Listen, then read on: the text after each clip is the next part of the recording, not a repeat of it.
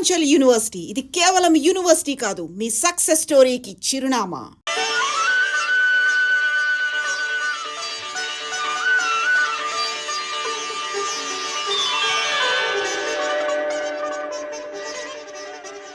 చిలకా గోరింకిల్లాగా మీ జీవితం నిండుగా ఉండాలి.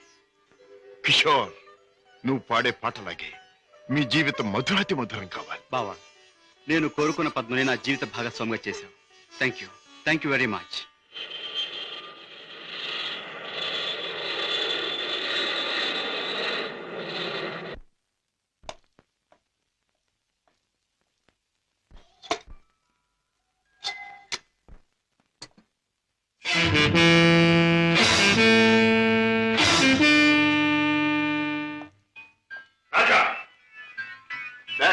పద్మ ఇక్కడ భర్తతో కాపురాలు దాని పెళ్లి ఎవరు చేశావు?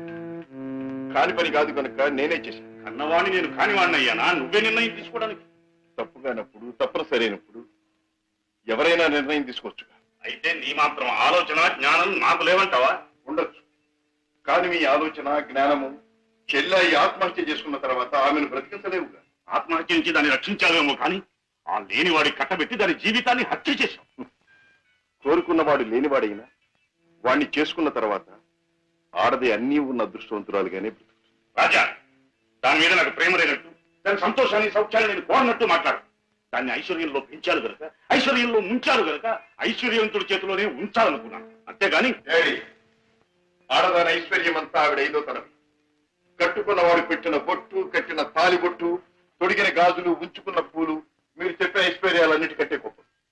మా చెల్లెలకి అన్నీ ఉంది, అంతకంటే ఇంకేం కావాలి? రాజా, నీకు అన్నీ ఉన్నాయి కాబట్టి ఏం కావాలి అని ప్రశ్నిస్తున్నాను. ఏమీ లేని రోజులు కూడా అనుభవించిన వాడిని కాబట్టి ఏం కావాలో నాకు తెలుసు. జీవితంలో అడుగడుగు నా పాఠాలు నేర్చుకున్న నాకు కొత్త పాఠాలు నేర్పాలనుకో. డాడీ, ఆల్ రైట్, నువ్వు చేయవలసింది ఏదో నువ్వు చేశావు, నేను చేయవలసింది ఏమిటో నేను చేస్తాను. కాఫీ.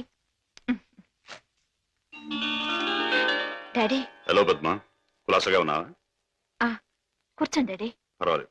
మిస్టర్ కిషోర్, నువ్వు పద్మను పెళ్లి చేసుకోవటం నాకెందుకు ఇష్టం లేదో నీకు తెలుసు. అయినా నువ్వు చేసుకున్నావు. Anyway, wish you happy married life. Thank you sir. But నాదొక్క కోరిక. ఏమిటది? ఈ లోకంలో నేను నా కొడుకుని కూతుర్ని చూసుకు బ్రతుకుతున్నా. వాడు నా ప్రాణం అన్నా కళ్ళన్నా తక్కువే అవుతుంది. కారణం అంతకంటే ఎక్కువ కనుక. కిషోర్, ఆడపిల్ల కన్నవాళ్ళని, ఉన్న ఇంటిని, ఇంటి పేరుని వదులుకుని పరాయి వాడిని నమ్మి వెళ్ళిపోతుంది. అలా తమను వదిలి వెళ్ళి ఆమె సుఖంగా ఉండాలని ఉన్నంతలో కట్నాలని, కానుకలని, చీరలని, సారెలని ఇచ్చి పంపుతారు కన్నవాళ్ళు. అందరూ కన్నతండ్రుల్లాగే నేను కూడా నా కూతురు సుఖంగా ఉండాలని కోరుకుంటున్నాను. అయితే అందరి కన్నతండ్రుల కంటే నేను కలిగిన వాడిని కనుక, నువ్వేమీ లేనివాడివి కనుక ఇది నీకు ఇస్తున్నాను. చెక్ బుక్ నీ ఇష్టం వచ్చినంత డ్రా చేసుకో.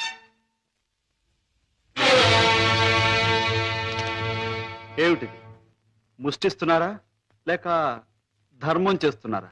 ఎలా అనుకున్నది డబ్బు. నా కూతుర్ని సుఖపెట్టడానికి నీకది చాలా అవసరం. చూడండి, పెళ్ళాన్ని సుఖపెట్టడానికి మామగారి దగ్గర చేయి చాపి డబ్బు అందుకునేవాడు చేతకాని వాడని నా ఉద్దేశం. నా భార్య కోసం సౌఖ్యం సౌకర్యాలు ఏర్పాటు చేసి ఆనందంగా ఉండేట్లు చేయగలను నేను.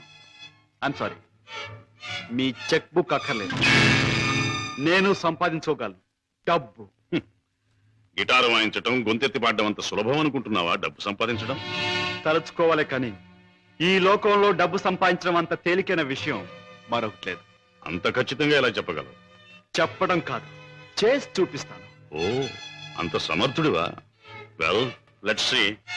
డాడీ, కాసేపు ఉండి వెళ్ళండి డాడీ. నో, నేను వెళ్ళాలి. పద్మ, ఈ డాడీని చూడాలనిపిస్తే నువ్వు ఎప్పుడైనా ఇంటికి రావచ్చు. Best of luck. అమ్మాయి, ఇక వ్యాపారం మొదలెట్టేద్దామా? ఆలస్యం ఎందుకు? నేను డ్యూటీకి ఎక్కేస్తున్నాను. సత్యశమం అయిపోతున్నాను.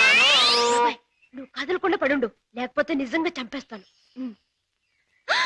అయ్యో బాబాయ్, మా బాబాయ్ చచ్చిపోయాడు. అమ్మా ధర్మం చేయండి, అయ్యా ధర్మం చేయండి, అమ్మా ధర్మం చేయండి బాబు.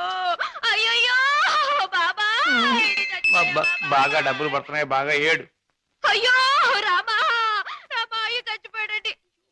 అయ్యో రామా, రామా బాబు, కారాపడి బాబు, మా బాబాయ్ చచ్చిపోయాడు బాబు. రామా, అయ్యో. ఏం పిల్ల, మొన్న నువ్వు చచ్చినట్టే ఇవాళ మీ బాబాయిని చంపి పడుకోబెట్టావా? మీరా బాబు? మొట్టమొదటి మొండి గిరాకి తగిలింది. ఆగు, ఎక్కడికి వెళ్తావు? ఇవాళ ఏమైనా సరే ఖచ్చితంగా పెట్రోల్ పోసి శవాన్ని తగలబెడతాను. ఎవరు శవాన్ని బాబు? నీ శవాన్నే బాబాయ్. అనాథ ప్రేతానికి అగ్ని సంస్కారం చేస్తే పుణ్యం వస్తుందంటారు పెద్దలు. అదే తగిలేస్తాను. నువ్వెక్కడ దొరికావయ్యా దేవుడా? మా వ్యాపారం మమ్మల్ని తెలుసుకునివ్వవా? మా బ్రతుకులు మమ్మల్ని బతకనివ్వవా? మా చావు మమ్మల్ని చావనివ్వవా? నిన్ను చస్తే చావనివ్వను. చావనివ్వు, చావనివ్వు. ఎక్కడికి పారిపోతావు? సార్ సార్ సార్ సార్ నన్ను వదిలేయండి సార్. ఏమైనా సరే ఈసారి నేను వదిలేది లేదే చిలక. నీ పేరేమన్నావు? సీత సార్. రాముడు ఎక్కడ తగల్లా? లేదు సార్. అందుకే ఇలా ఆంజనేయుడి వెంటబడి అడ్డమైన దారులు తొక్కుతున్నావు. ఈసారి నీకు అత్తవారింట రాజ మర్యాదలు తప్ప. సార్ సార్ నన్ను జైల్లో పెట్టిస్తే ఇద్దరు పసివాళ్ళు ఏడుస్తారు. వాళ్ళ ఉసురు మీకు తగులుతుంది. ఇద్దరు పసివాళ్ళ? అయితే నీ కట్టుకథ చెప్పి నన్ను తప్పించుకుందాం అనుకుంటున్నావా? కథ కాదు సార్, నిజం. దేవుడు తోడు. వాళ్ళని పెంచడం కోసమే నేను ఈ వేషాలు వేసేది. నువ్వు చెబుతున్న మాటలు వింటుంటే నాకు నిజమే అనిపిస్తుంది. అయినా చూడు, నేను వకీల్ని. సాక్ష్యాలు లేదే దేన్ని నమ్మను. చూపిద్దు గాని పద. పదండి. Come on. బాబు పాపా ఇదిగో మీకు బిస్కెట్స్ తీసుకోండి. బాబు పాపా బాగా చదువుకుంటున్నారా? బాగా చదువుకుంటున్నా మమ్మీ. పాపా అల్లరి చేయకుండా బుద్ధిగా ఉంటున్నావా? ఉంటున్నాను మమ్మీ. మమ్మీ మమ్మీ డాడీ ఎక్కడ? డాడీ చాలా దూరంలో ఉన్నారు. ట్రైనింగ్ పూర్తయిన వెంటనే తప్పకుండా వచ్చేస్తారు. త్వరగా రమ్మని ఉత్తరం రాయి అలాగే, మమ్మీ. తప్పకుండా రాస్తాను. టైం అయిపోతుంది, వెళ్ళండి. Mummy tata. సీత, ఆ పిల్లలు దురదృష్టవంతురాలైన మా అక్క పిల్లలు. ఒక మగవాడిని నమ్మి ఇద్దరు బిడ్డలకు తల్లైంది. ఆ తర్వాత అతను మోసం చేశాడు. తట్టుకోలేని అక్క ఆత్మహత్య చేసుకుంది. అమ్మను కాకపోయినా ఆడ మనసు గల నేను వాళ్ళ బాధ్యత అందుకున్నాను. మాట రాగానే అమ్మ అనే వాళ్ళ పిలుపుకి తల ఊపాను. తల్లినయ్యాను. లోకంలో చెడుకి పాపానికి దూరంగా పువ్వుల్లా వాళ్ళు పెరగాలని ఇక్కడ చేర్చాను. వాళ్ళ పెంపకం కోసం, ఖర్చుల కోసం తప్పనిసరిగా బాబాయ్తో చేరి మోసాలు ఆరంభించాను. సీత, నీ లక్ష్యం చాలా ఉన్నతమైంది. అది సాధించటానికి అడ్డదారులు దొక్కక్కర్లేదు. ఏదైనా ఉద్యోగం చేసుకోవచ్చుగా? బాబు గారు, నేను ఎస్ఎల్సి చదివాను. ఉద్యోగం చేయాలనుకున్నాను. కానీ ఆడపిల్ల దీనంగా ఉద్యోగం అడిగితే ప్రతివాడికి మొదట తట్టేది తప్పుడు ఆలోచనే. ఉద్యోగం కోసం పాడయి డబ్బు కోసం పతనం అవటం కంటే మోసం చేయటమే మంచిదనుకున్నాను. సీత, నీ లక్ష్యం తెలిసాక నీ మీద నా గౌరవం పెరిగింది. అందరి మగాళ్ళలాగే నువ్వు నన్ను అంచనా వేయకపోతే నీకు నేను ఉద్యోగం ఇస్తాను. మీరు ఉద్యోగం ఇస్తారా? అవును, నేను లాయర్ని. నువ్వు నా సెక్రటరీగా ఉండొచ్చు. అంతేకాదు, మీ బాబాయ్ కూడా నా ఆఫీసులో బాయ్గా ఉండొచ్చు. దొంగరాముడు, హాయిగా జేబులు కొట్టుకుంటూ 3 జేబులు 6 పరసలుగా ఉండే నీ బ్రతుకు ఇలా తెల్లవారిందిరా. పైగా కాకి డ్రెస్ ఒకటి అస్తమానం పోలీసులు జ్ఞాపకం రావడానికి. I'm very sorry for you man. నువ్వు ఆఫీసులో చేయవలసిన పనులేమిటో చెప్తాను. చెప్పండి బాబు. నో బాబు అండ్ గీబు. You must say boss. అలాగే బాస్. Good, very good. నాకేమైనా ఫోన్స్ వస్తే అవి ఎక్కడి నుంచి వచ్చినాయో నాకు చెప్తూ ఉండాలి. ఎవరైనా క్లయింట్స్ వస్తే మర్యాదగా వాళ్ళని కూర్చోబెట్టి వాళ్ళ వివరాలన్నీ కూడా నాకు చెప్తూ ఉండాలి. నీకు టైప్ వచ్చున్నావు గనక నేను అవసరం వచ్చినప్పుడు చెప్పిన విషయాలన్నీ కూడా టైప్ చేస్తూ ఉండాలి. ఓకే? ఓకే. అది నీ సీట్. వెళ్ళి కూర్చో. సరే, ఇది ఆఫీస్ టైంలో పని. మరి ఆఫీస్ టైం కానప్పుడు? అది ఆఫీసులో చెప్పడానికి వీల్లేదు. ఆ టైం వచ్చినప్పుడు, నాకు అవసరం వచ్చినప్పుడు అలాగే చెప్తాను. Go okay. Go.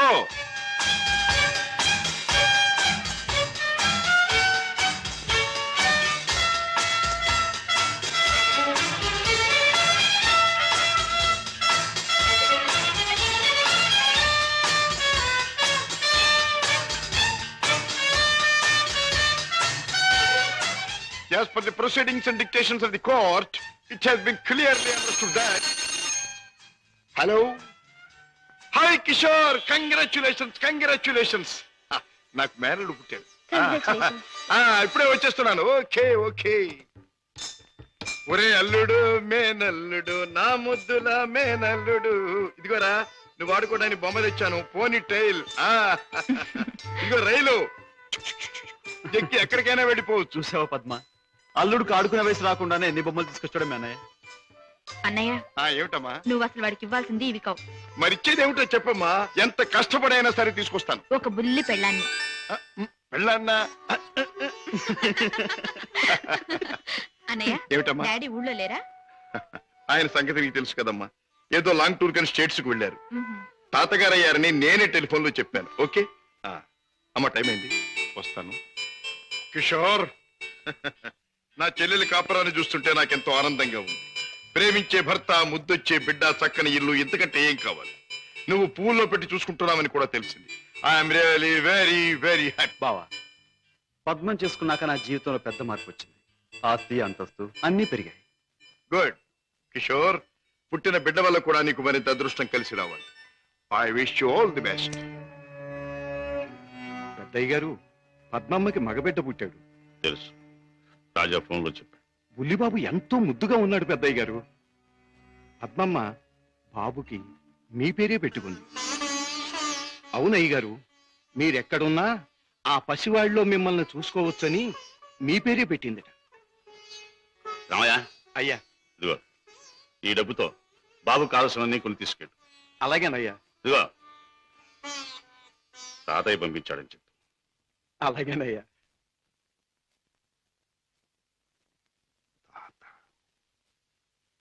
Now I'm a grandfather.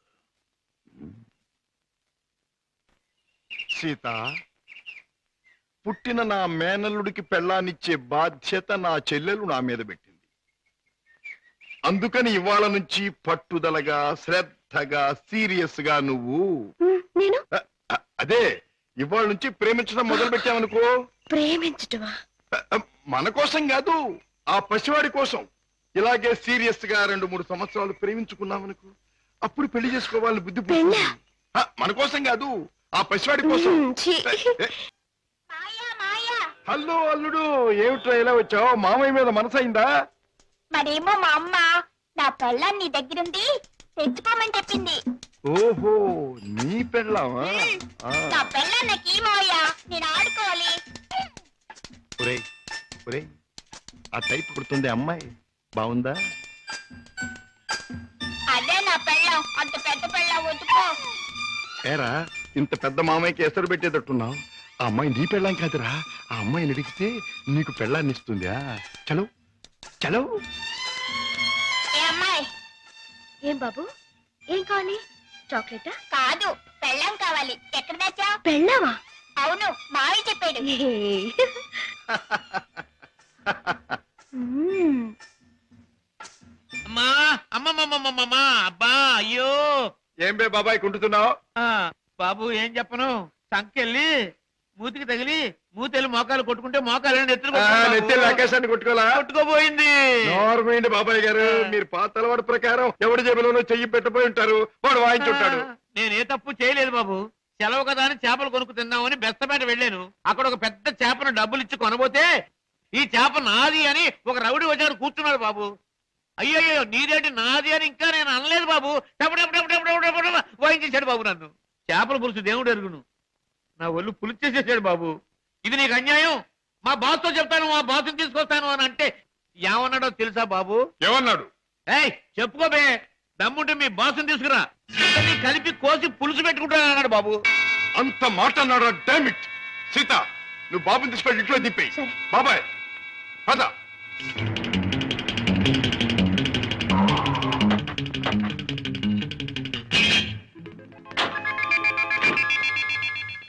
అక్కడే సార్ వాడు నన్ను పట్టు కొట్టింది. పద. సార్ సార్ సార్ నాకు భయంగా ఉంది సార్, నేను కారులో ఉంటాను సార్. నేను వింటున్నాను కదరా, పద.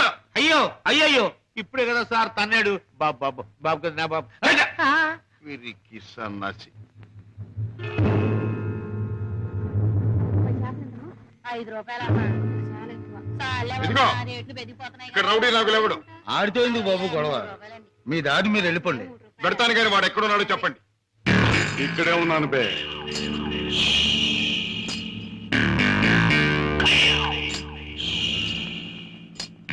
నువ్వే నా నాగులు? అనే అనుకుంటున్నాను బే. బే ఇది నీకు అలవాటా బే? ఆ? అన్యాయంగా మనుషుల్ని కొట్టడం నేరమని నీకు తెలుసా? పేదరీతులు నాతో చెప్పకు. నేను చేసిన పని నాకు న్యాయమే అనిపిస్తుంది. న్యాయం అని నీ ఇష్టం వచ్చినట్లు ప్రవర్తిస్తే చట్టం శిక్షిస్తుంది. చట్టం, శిక్ష, నేరం ఇవన్నీ మనకు అనవసరం. సముద్రం లాంటి ఈ పేటలో మనం తిమింగలం. దమ్ముంటే తెలుసుకున్నారా? లేకపోతే నోరు మూసు తలంచూపో. అంతేగాని ఈ నాగులు గారి దగ్గరకు వచ్చి రూల్స్ గీల్స్ అంటే తల మీద బొమ్మిడలు ఏం చేయగలరు. మన గురించి కావాలంటే ఈ పేటలో ఈ సన్నాసినే అడుగు. అవునులే, పేటలో పెద్దగా మురిగే ప్రతి కుక్క గురించి ప్రతి సన్నాసికి తెలిసే ఉంటుంది. మాటలతో నన్ను రెచ్చగొట్టకు. బొస్సు కొట్టేయగలను. కొట్టక కూరలు పీకేయగలను. అంత మునగడివా?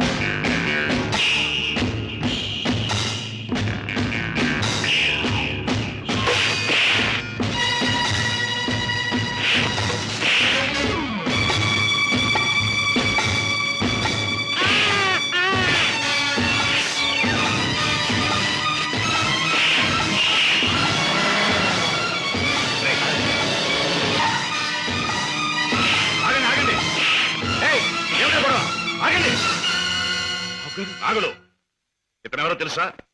నా కన్న కొడుకు, నా ప్రాణానికి ప్రాణం. ఈ బాబు గారు మీ అబ్బాయా? నాకు నిజంగా తెలియదు బాబు.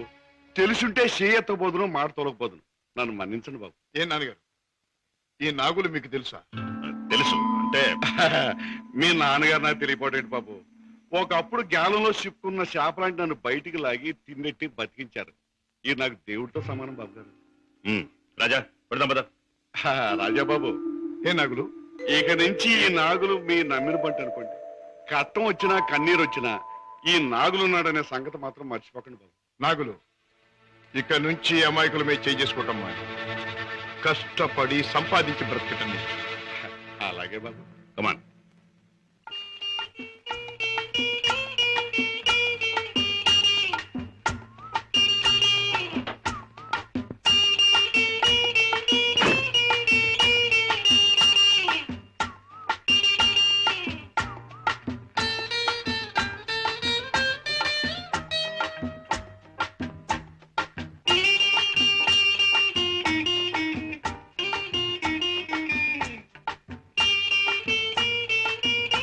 Very good, very good, very good. నాతో డాన్స్ చేస్తావా? నీతో పోటీ చేస్తే నేను ఓడిపోవడం ఖాయం రా. కింద పడేస్తావు. దింపు తాతయ్య. నువ్వు ముద్దిస్తే గాని దింపనరా. చీ, ముద్దివ్వడానికి నువ్వే ఆడపిల్లవా? నీతో మాటల్లో పోటీ చేసినా ఓడిపోవడం ఖాయం రా. రామయ్య బాబు, పద్మ వచ్చిందా? ఏం డాడీ, మీ ఆరోగ్యం అది? బాగానే ఉందమ్మా. పద్మ, మీ కాపురాన్ని గురించి ఎప్పటికప్పుడు వింటూనే ఉన్నాను. కిషోర్ పట్టుదలకి, ప్రయోజకత్వానికి చాలా ఆనందిస్తున్నానమ్మా. తాత, నువ్వు కథ చెప్తానన్నావు, చెప్పవా? ఓహోహో అన్నాను కదూ. అవును రోయ్, చెప్తాను. అమ్మా పద్మ, నువ్వు బుల్లిబాబుని ఎత్తుకుని అయ్యగారింటికి వచ్చినప్పుడేనమ్మా అయ్యగారి ముఖంలో నవ్వు కనిపిస్తుంది. మనవడంటే అయ్యగారికి భలే ఇష్టం. ఓహో, అలాగే. It's all right. రేపు కోర్టులో కలుసుకుందాం. Good night.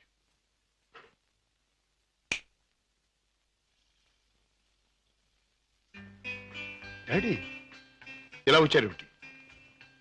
అయిపోతున్న వయస్సు, అలసిపోయిన మనస్సు మనిషికి గమ్యం దగ్గర పడుతుందని తెలియజేస్తాయి కదా. అలాంటప్పుడు మిగిలిపోయిన కోరికలన్నీ త్వరగా తీర్చుకోవాలని ఆశపడతాడు మనిషి. It's natural. అవునా? మీ మనసులో ఉన్న కోరిక ఏమిటి? రాజా, చీకట్లో ఒక చిన్న దీపం ఎంత వెలుగునిస్తుందో, ముసలితనంలో ఒక పసివాడు తాత అని పిలిస్తే అంత ఆనందం కలుగుతుంది. కళ్ళకు వాడంత వెలుగవుతాడు అని రామయ్య తరచూ చెబుతుంటాడు. అప్పుడు మీరేమనేవారు? నేనా నిజమేనని ఒప్పుకునేవాడిని. రాజా, అనుక్షణం బిజినెస్ వ్యవహారాల్లో పడి కన్నబిడ్డలకు జరపవలసిన ముద్దు ముచ్చట్లు మర్చిపోతున్నానేమో అనిపిస్తుంది. అందుకే పద్మ తన పెళ్లి తాను చేసుకుంది. ఆ పెళ్లి కళ్ళారా చూసి అదృష్టం పోగొట్టుకున్నాను. కానీ రాజా, నీ విషయంలో మాత్రం అలా జరగదు.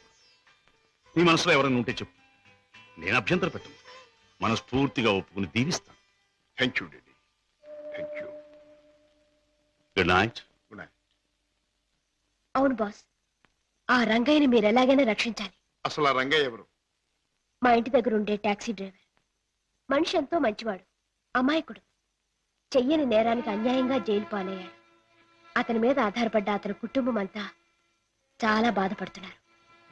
బాస్, మీరు ఎలాగైనా రక్షిస్తే వాళ్ళ కుటుంబానికి సాయం చేసిన వాళ్ళు అవుతారు. అలాగే సీత, ఈ కేసు నేను టేకప్ చేస్తాను. నేరస్తుల్ని శిక్షించడమే కాదు, అమాయకుల్ని రక్షించడం కూడా న్యాయవాదుల బాధ్యత, కర్తవ్యం. It's my duty. రంగయ్య, తప్పు చేయని వాడు దేనికి భయపడక్కర్లేదు. నీకు జరిగింది ఏమిటో చెప్పు. చెబుతాను బాబు, చెబుతాను. బెస్తపేటలో టాక్సీ పెట్టి కూర్చున్నాను. ఇంతలో ఓ పెద్ద మనిషి చేపల గంప డిక్కీలో పెట్టించి టాక్సీ ఎక్కి కూర్చున్నాడు.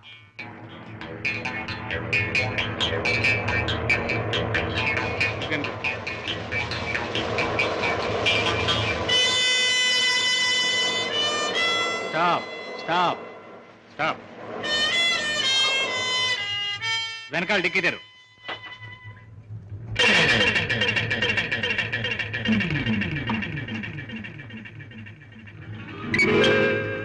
ఈ చేపల గంప ఎవరిది? నాది కాదు సార్, టాక్సీలో వచ్చిన వారిదండి. అలాగా.